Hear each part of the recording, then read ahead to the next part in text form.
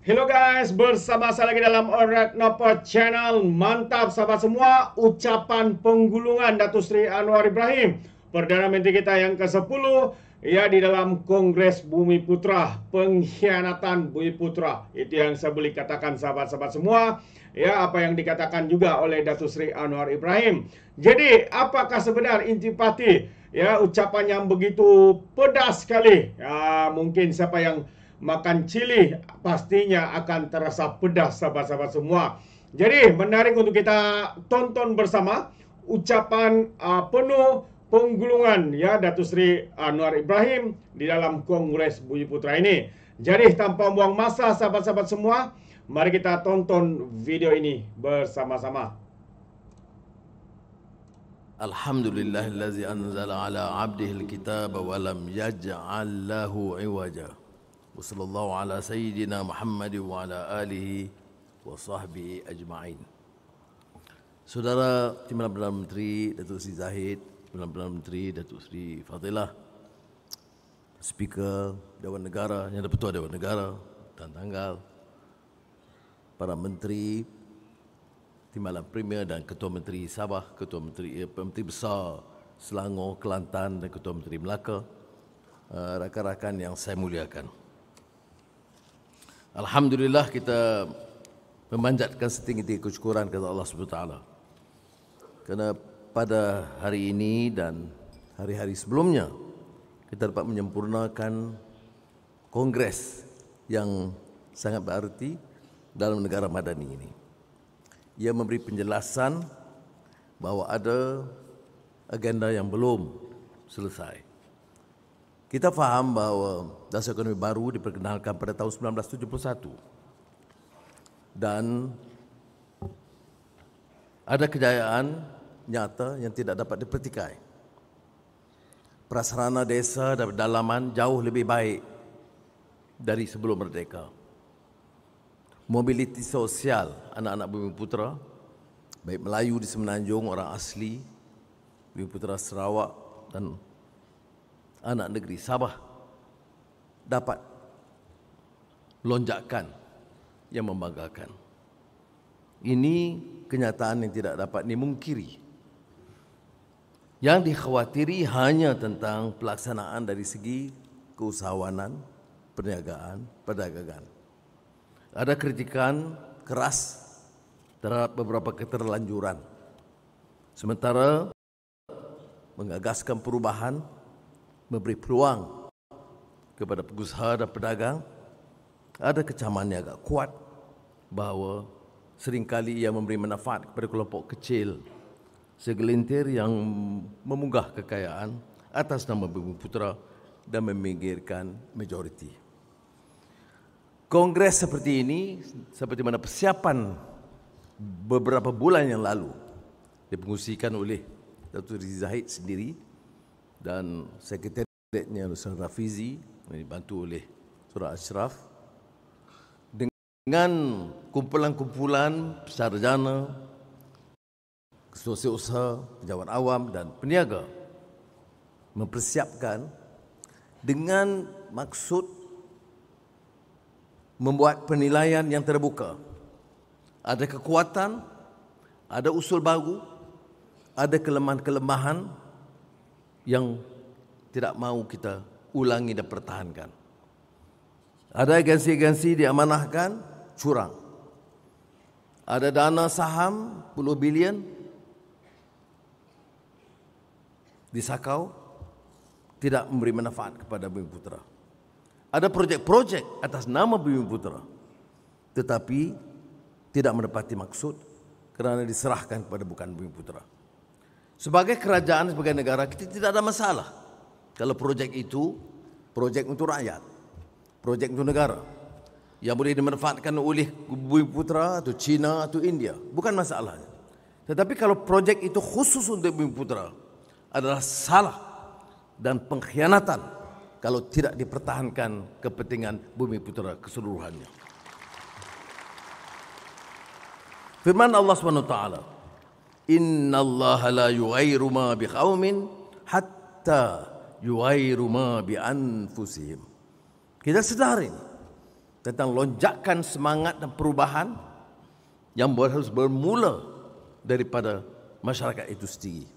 Dengan tekad mereka, dengan nilai mereka, dengan akhlak yang luhur, dengan kesungguhan melakukan islah atau perubahan.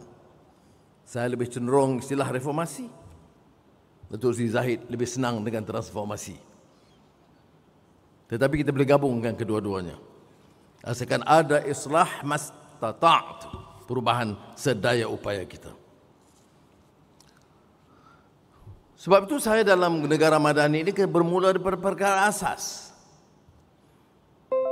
Memperkasakan rakyat.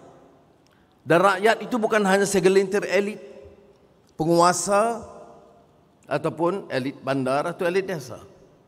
Rakyat itu mestilah majoriti, terutama yang terpinggir. Sama ada di Sabah atau Sarawak atau Kelantan atau di pinggir-pinggir bandar Kuala Lumpur. Dan kita senantiasa ingat gesaan leluhur bangsa, termasuk pemikir Melayu, Zamba. Jangan kita terus mengizinkan kemiskinan merata. Miskin pada wang ringgit dan harta benda. Miskin pada hemat dan cita-cita. Miskin pada pelajaran dan latihan pengetahuan. Dan miskin perangai yang mulia. Pemikir bangsa memberikan natijah kemiskinan yang sangat luas. Sebab itu, dalam rangka dasar, kita harus menerima beberapa kenyataan.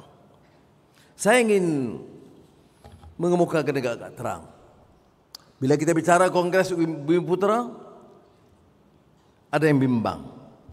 Takut kita mengulangi beberapa kesilapan untuk memenuhi tembolok kelongan kecil. Kita harus pastikan ia tidak berlaku. Ada kalangan, termasuk sebahagian kecil bukan Bumiputera, yang rasa bimbang dan sinis mengapa dasar membantu Bumiputera dan Kongres Bumiputera diteruskan. Mereka tidak lihat kenyataan bahawa jumlah besar Bumiputera di Semenanjung, di Sabah dan Sarawak masih dalam kategori miskin. Mereka lupa bahawa peluang perniagaan usahawan besar masih terbantu bagi Bumiputera.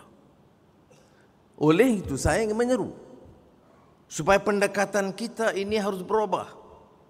Tidak ada maksud untuk kita meminggirkan sesiapa. Malah saya ingin jelaskan di sini beberapa kenyataan.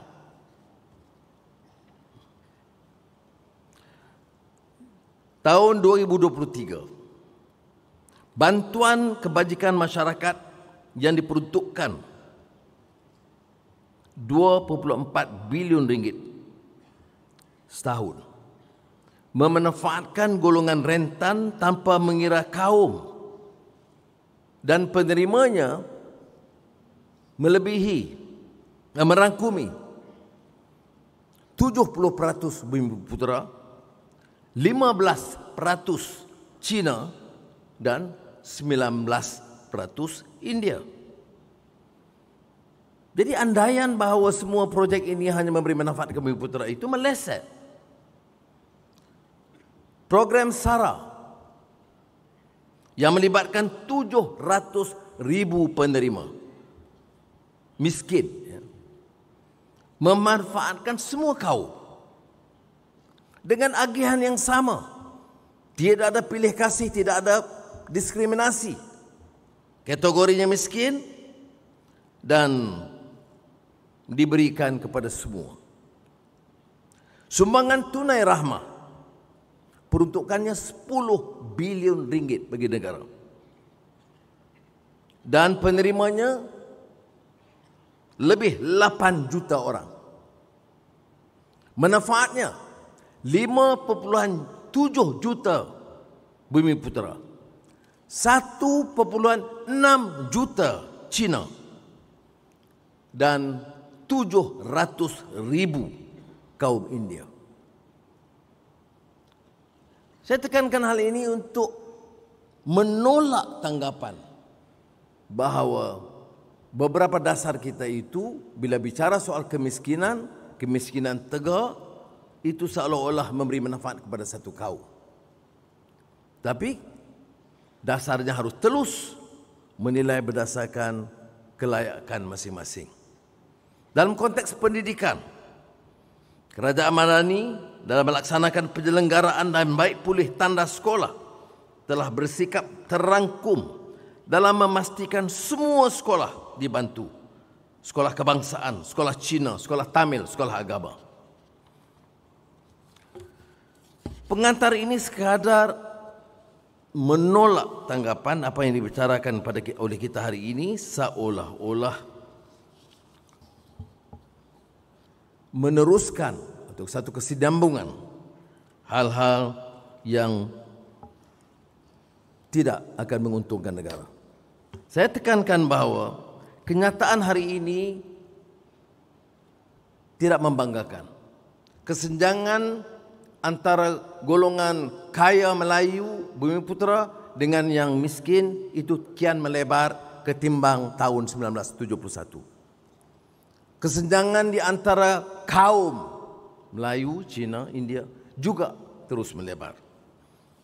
Dan bagi negara untuk memastikan ia lebih mampan, aman dan terjamin terpelihara bagi semua kaum, hal ini harus ditangani dan coba dikurangkan kesenjangan tersebut.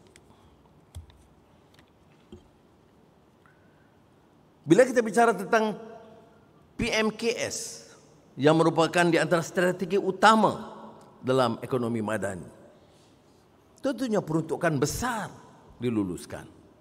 Dan kebetulan faedah yang terbesar adalah kepada golongan atau masyarakat Cina.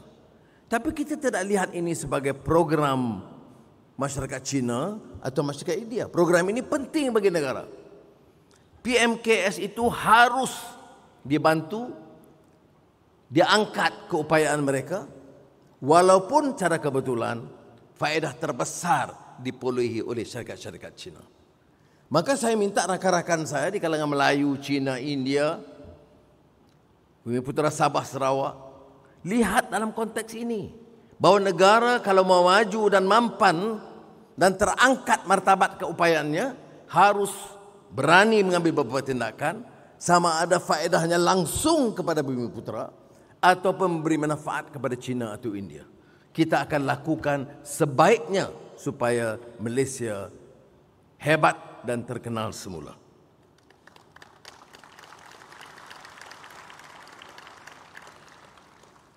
Kali ini dalam sidang Kongres, peranan GLC, JLIC, Petronas lebih ketara. Kerana sudah sampai ke tahap di mana mereka harus juga mengambil alih tanggungjawab yang dahulunya digalas oleh jentera kerajaan.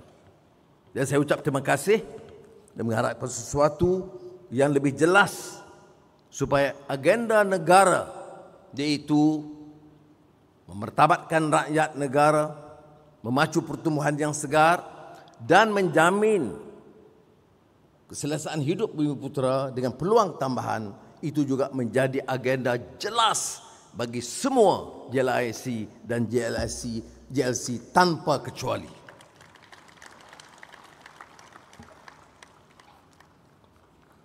Maka Kongres Ekonomi Bumiputera tahun ini selaras dengan matlamat ekonomi madani. Ya, tentunya pemacuan pertumbuhan dan mengambil kira beberapa pendekatan baru, peralihan tenaga, menangani permasalahan security makanan dan juga transformasi digital. Jadi persaingan dan tumpuan mestilah juga ke arah bidang-bidang baru yang sebelumnya tidak menjadi fokus dalam agenda Bumiputera.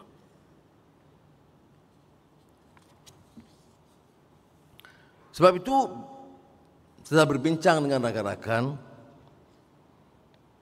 dan mendukung aspirasi yang diutarakan oleh semua lapisan, mengambil kira pandangan yang berulang kali kita bincang dalam Jemaah Menteri yang dihadiri oleh Menteri-Menteri Bumiputera China dan India, melihat beberapa usul dikemukakan oleh kementerian-kementerian dan juga kumpulan-kumpulan yang diketuai oleh tokoh-tokoh akademik dan sarjana,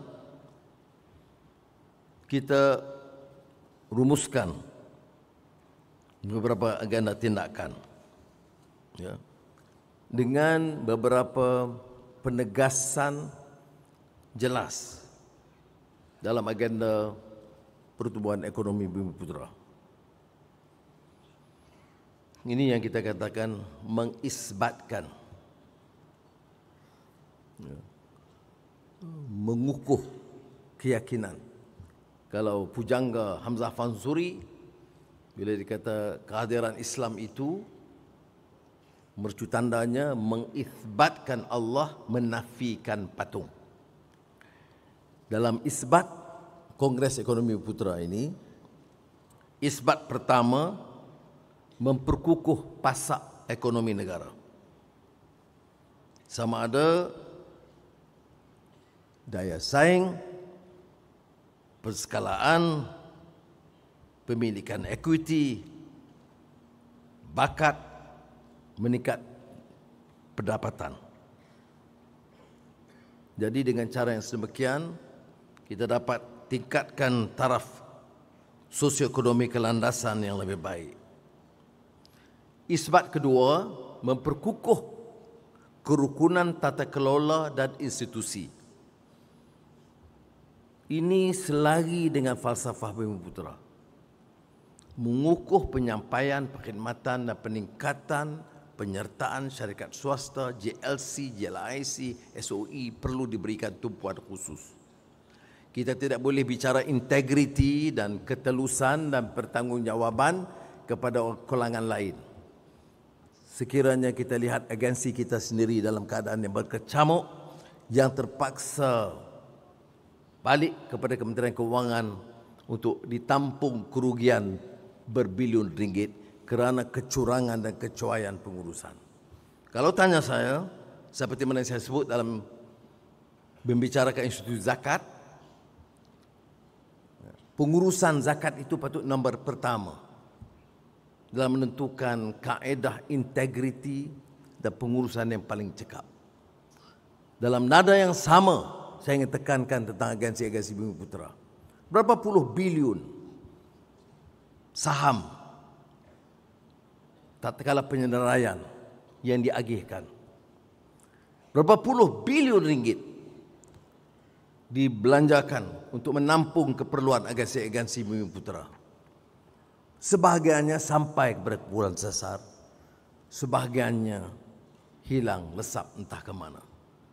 Saudara-saudara, saya mohon kerjasama saudara untuk pastikan bahawa kita tidak boleh lagi bertolak ansur dengan kecurangan dan khianat sedemikian.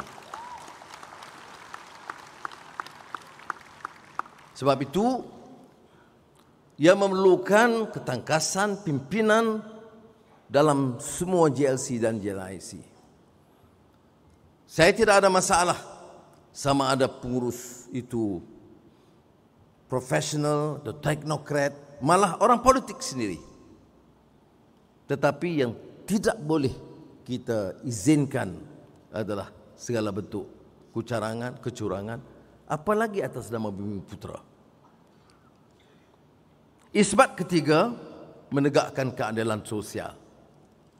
Ini menyokong anjakan mobiliti sosial, meningkatkan kesaksamaan peluang dan memperluas jaringan perlindungan sosial.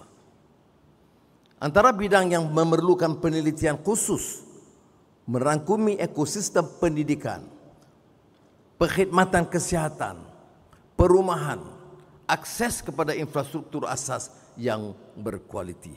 Ini termasuk untuk orang asli serta keseimbangan pembangunan di negeri Sabah dan Sarawak yang dibangkitkan oleh kedua-dua pemimpin Sarawak dan Sabah. Dan seperti saudara-saudara, ini julung-julung kali kita beri penghormatan khas kepada pimpinan Sabah dan Sarawak.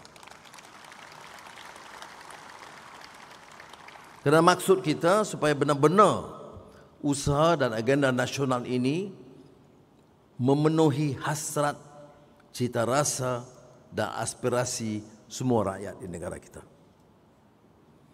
Saudara-saudara,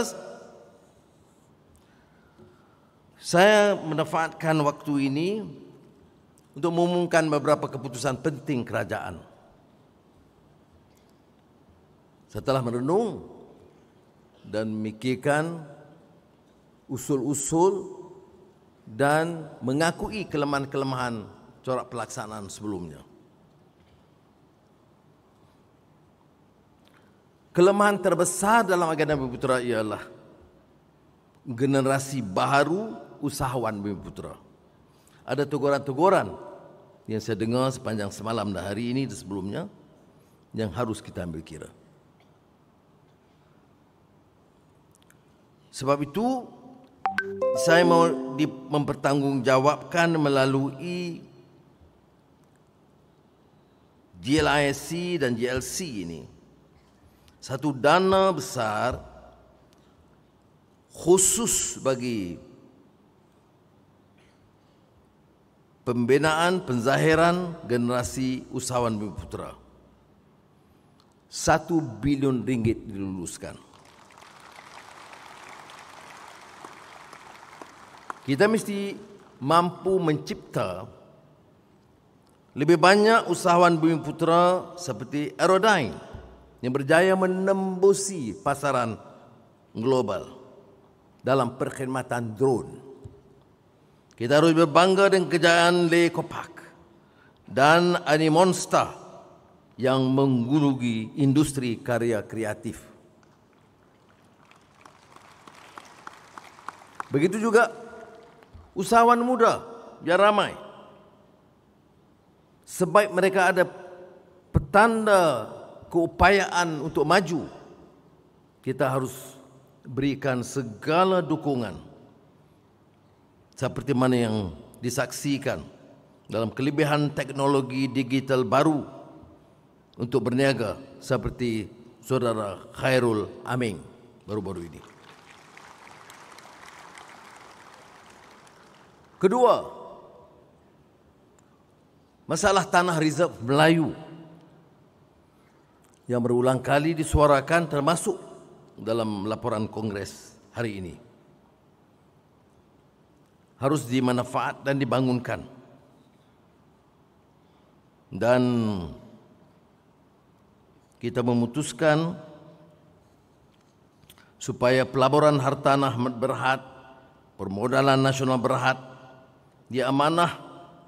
diamanahkan untuk menerajui dan memacu pembangunan komersial di tanah-tanah reserve Melayu. Ini termasuk pelaburan hartanah berhad telah membangunkan umpamanya sebagai contoh Hospital Pakar KPJ itu di tanah reserve Melayu di Sungai Penchala. Ini satu contoh yang baik dan kita akan teruskan segera dengan skim perumahan madani di tanah reserve Melayu dengan sasaran membangunkan 2,500 unit mampu milik dalam pada segera. Sudah sedar bahawa kerajaan telah mengambil alih Bandar Malaysia di tengah kota Kuala Lumpur. Saya telah memutuskan supaya sebahagian dari tanah Bandar Malaysia itu 50 ekar kekal dimiliki orang Melayu sebagai tanah reserve Melayu. Maknanya di pusat bandar yang strategik kita tetapkan kawasan milik Melayu dengan maksud dalam tempoh 1 tahun jumlah ini dan di kawasan-kawasan strategik bandar dan pembangunan baru ditambah menjadi 200 ekar tanah kerajaan yang dijadikan milik tanah reserve Melayu di kawasan bandar. Ketiga, ini tajuk yang sangat dekat dengan hati Saudara Zahid Hamidi, TPM, iaitu soal TVET. Beliau telah menjayakan kolaborasi antara institusi TVET tempatan dengan lebih 200 pemain industri. Sebagai tambahan kepada usaha murni tersebut, kerajaan dengan kerjasama JLIC, JLC serta badan-badan swasta terpilih. Saya tekankan peran swasta kerana sementara kita tumpukan peranan ini bagi syarikat-syarikat milik kerajaan dan Bumiputera. Dan dengan kehadiran Wakil Dewan Perniagaan China dan India bersama, dalam langkah-langkah yang kita ambil seperti PMKS untuk sama-sama menjana pertumbuhan dan membantu syarikat-syarikat China dan Bumiputera dan India, saya inginkan suatu program yang jelas supaya JLIC, JLC, syarikat-syarikat swasta Bumiputera dan syarikat-syarikat swasta China dan India terlibat dalam latihan pelatih TVET termasuk 12 besar Bumiputera. Dan dalam jangka pendek, kita mahu sumbangan dan penyertaan syarikat-syarikat ini, termasuk syarikat-syarikat yang di bawah gabungan Dewan Perniagaan China di India, turut melatih 100,000 pelatih TVET majoriti Bumiputera bersama China dan India, dengan sasaran gaji lebih daripada yang diperoleh sekarang, minima RM3,000 sebulan. Setakat ini yang terlibat secara aktif adalah Petronas, Samdabi, MRCB, Tenaga dan Telekom Malaysia. Yang kita anggap ini permulaan kecil harus diperluaskan. Anak-anak kita, terutama bagi keluarga peneroka Felda, harus diberi peluang dan keadilan dan jangan dibiarkan tersisih dan terpinggir. Dalam keterpinggir ini kadang-kadang orang membicarakan soal persaingan yang adil berdasarkan merit, seperti mana dibicarakan sekarang dalam wacana yang tidak berkesudahan. Saudara, benar, kita harus memilih yang paling baik, anak muda yang paling pintar, lulusan sekolah yang paling cekap. Tetapi kita juga harus tahu bahawa persaingan itu harus adil. Selalu saya tekankan pandangan John Rawls. Apa itu justice? Justice is about fairness. Kita suruh sekolah di Lawas bersaing dengan sekolah terbaik di Kuala Lumpur, dengan ceruk kudung di Kedah, dan itu dipanggil pilihan berdasarkan merit. Itu berlaku, apa yang berlaku ialah gross injustice. Ini yang ditekankan oleh karya Michael Sandel, Harvard, tentang tyranny of merit. Saya tekankan ini kerana ini terus digasak. Bila kita bicara soal Bumiputera, mana ada meritokrasi? Negara ini tidak boleh berkembang kalau tidak ada meritokrasi. Yang terbaik harus diberi peluang, tetapi yang termiskin dan terpinggir juga harus diberi peluang. Jadi ada perimbangan dan keseimbangan di sini. Kalau tidak, wacana kita begitu rupa. Tidak memikirkan yang paling sukar. Ini kebijaksanaan dalam apa yang dibicarakan tentang affirmative action. Sebab itu bagi saya, apakah kita akan tamat? Bila akan tamat? Kita akan tamat kalau benar hilangnya atau terbatalnya atau selesai masalah kemiskinan tegar, peminggiran rakyat. Baru kita boleh selesaikan atau hentikan affirmative action. Kalau orang tanya saya, Anwar, bila nak hentikan dasar-dasar yang dianggap dalam istilah Barat itu diskriminatif kaum? Saya sebut affirmative action ni pertamanya tidak kira sangat kau. Dilihat golongan rentan dan golongan yang terkesan. Kalau masih ada kesenjangan yang begitu rupa, kemiskinan yang ketara, melebarnya kesenjangan, selagi itulah dasar affirmative action mesti diteruskan. Maka kalau rakyat di kalangan masyarakat Bumiputera dan China dan India mau selesaikan, mari kita selesaikan bersama. Kalau dikatakan ini diskriminatif, saya telah baca peringkat awal tadi tentang angka-angka dan data, tentang SARA dan STR. Bagaimana kita tidak memilih mengikut kaum, tetapi cuba menangani masalah ikut keperluan. Saudara, agenda keempat, kita bicarakan soal wakaf yang juga banyak disentuh dan singgung oleh kumpulan-kumpulan. Dan saya sukacita memaklumkan bahawa anak-anak kita dari Persatuan Alumni MARA dan pimpinan MARA sendiri itu telah menggesa supaya ada rencana wakaf yang bukan sahaja memerlukan huluran dana kerajaan, tapi mengajak rakyat yang dulunya dari kelompok yang paling miskin, yang diberikan peluang dan berlakunya mobiliti sosial terangkat kedudukan mereka sebagai profesional dan peniaga. Ratusan ribu malah mencecah 1 juta lebih anak-anak yang mendapat peluang pendidikan di kolej-kolej MARA termasuk UiTM. Maka dengan ini saya umumkan penubuhan wakaf MARA Madani.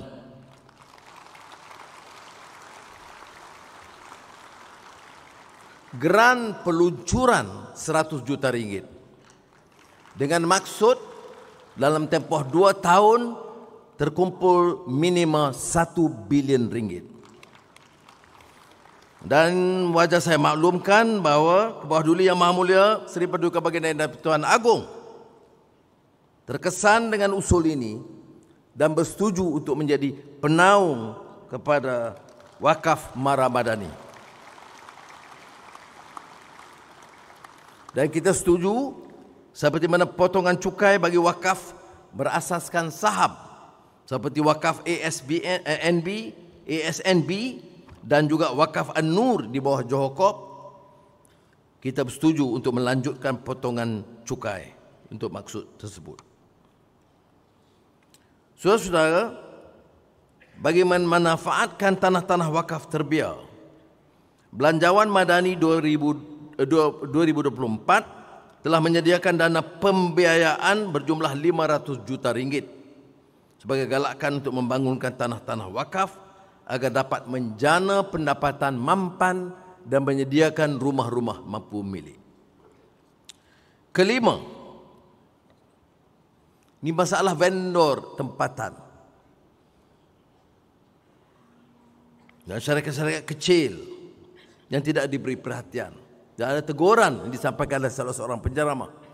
Bagaimana kita kerajaan dan agensi kerajaan dan jabatan kerajaan bila menetapkan apa-apa yang dibeli, dia tidak langsung mengambil kira sama ada industri tempatan atau industri asing, industri Bumiputera atau industri daripada luar negara. Saya ingin mengarahkan dengan ini bahawa semua hadiah-hadiah sagu hati termasuk untuk sambutan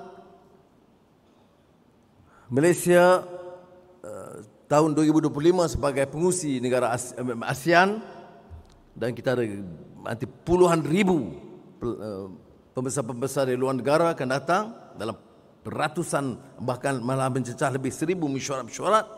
Semua hadiah mesti berdasar kekraftangan dan industri tempatan.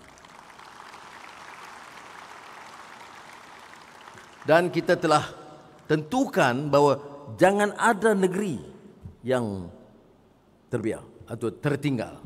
Maknanya mesti dikenal pasti beberapa produk dari Sarawak, dari Sabah, dari Johor, dari Selangor, dari Kelantan, dari Terengganu, supaya mereka dapat bersama-sama menjayakan program ini. Dan untuk maksud ini, kerajaan akan menambah baik insentif cukai serta menyediakan tabung geran pendanaan sebanyak 100 juta ringgit bagi menggalakkan lebih banyak syarikat-syarikat kecil ini berfungsi. Saya sebut hal ini kerana syarikat-syarikat kecil ini kadang-kadang merasa mereka ini terbiar dan tersisih daripada arus perdana dan tumpuan kongres seperti ini. Jadi bila kita masukkan vendor, kita rangkul syarikat-syarikat yang kecil.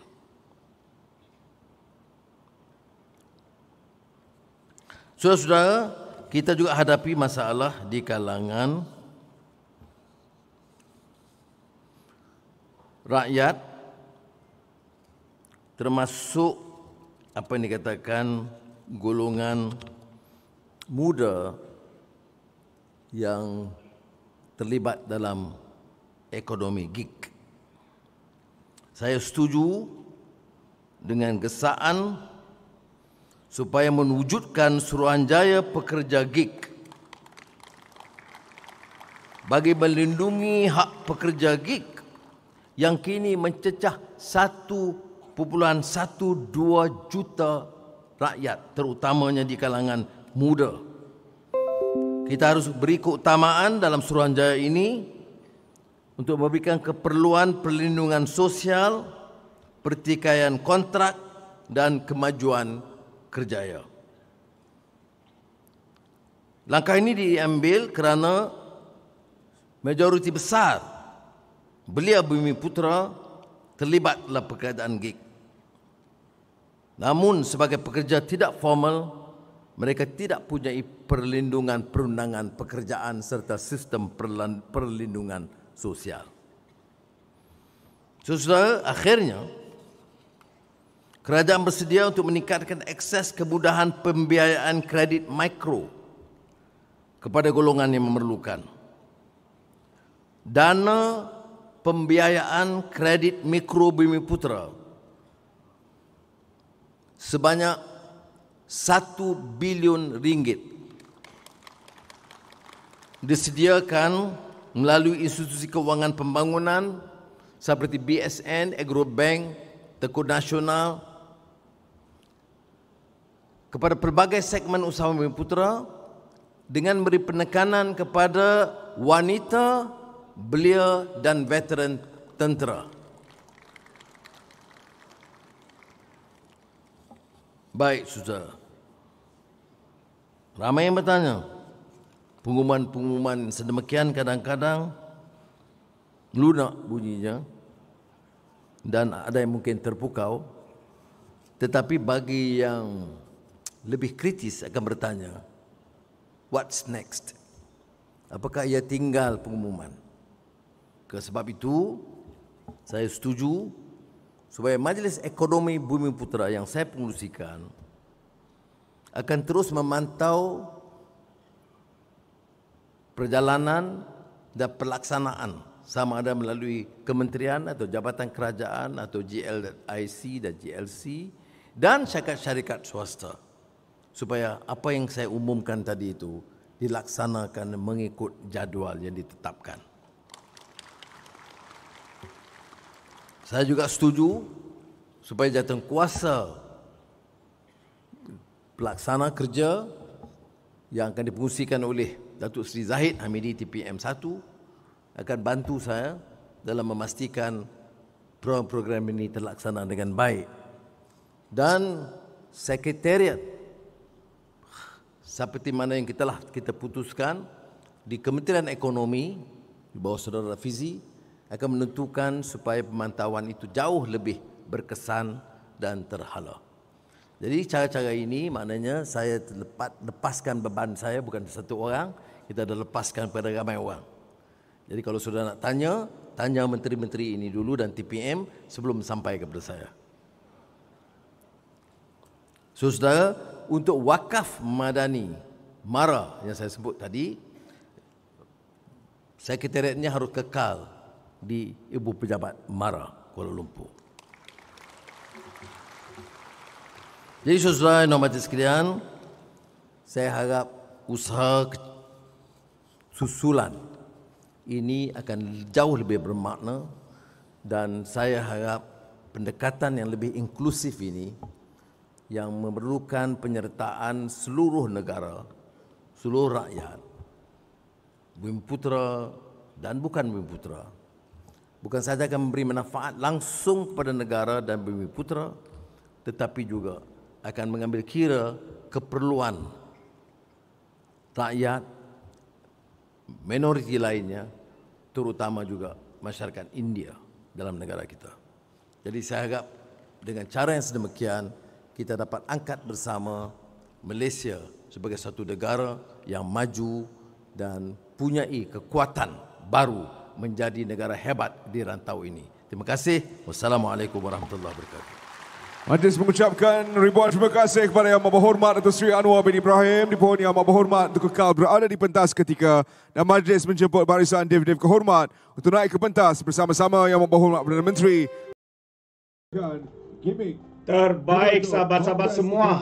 Itu dia satu ucapan yang begitu padu ya daripada Datuk Seri Anwar Ibrahim ya, penutupan ucapan penggulungan ya Datuk Seri Anwar dalam Kongres Ekonomi Bumiputera ini, sahabat-sahabat semua. Jadi kita ucapkan tahniah dan kita harapkan segala perancangan dan segala apa yang dikatakan diucapkan ini ya bakal ya memberikan suntikan semangat kepada Bumiputera dan juga kawan-kawan lain juga untuk terus bersama-sama membangkitkan ya ekonomi negara maupun ya keluarga individu dan sebagainya. Jadi sahabat semua, bagaimana dengan anda? Adakah anda setuju? Adakah anda begitu semangat sekali terhujah dengan pengumuman-pengumuman yang baru saja diumumkan oleh Perdana Menteri kita, Datuk Seri Anwar Ibrahim? Anda boleh berikan komen pandangan anda di dalam ruangan komen, tapi ingat komen dengan